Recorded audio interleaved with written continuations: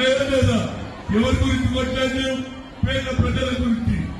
ఆనాడు చేస్తున్నటువంటి బీఆర్ఎస్ ప్రభుత్వం పేద ప్రజల మీద అన్యాయం చేస్తుంటే కొట్లాడాం.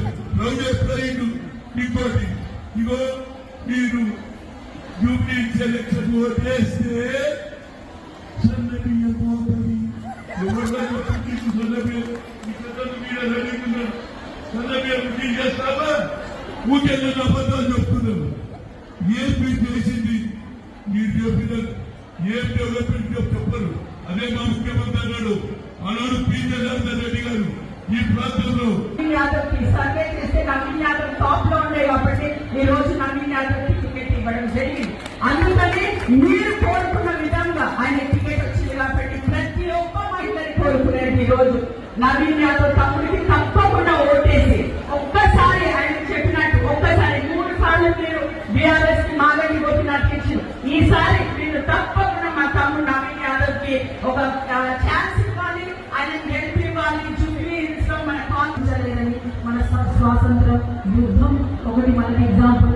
అట్లాగే చాలాకి వ్యతిరేకంగా యుద్ధం మనకు ఎగ్జాంపుల్. అట్లాగే తెలంగాణ యుద్ధం కూడా ఒక ఎగ్జాంపుల్. మన కలిసే ఉన్నాము.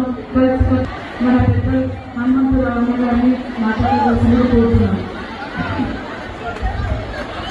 సంవత్సర అధ్యక్షత వహిస్తున్నటువంటి వెన్నెల గద్దర్ గారు, ఈనాటి ముఖ్య అతిథి తెలంగాణ రాష్ట్ర ఇన్ఛార్జి ఏఐసిసి జగత్ సెక్రటరీ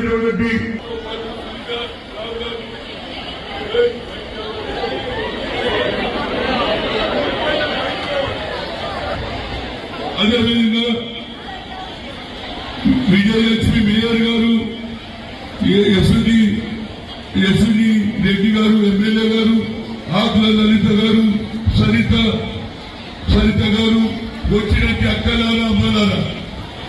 ఇప్పుడే మా చెల్లెలు ఏది విజయలక్ష్మి గారు చెప్పారు.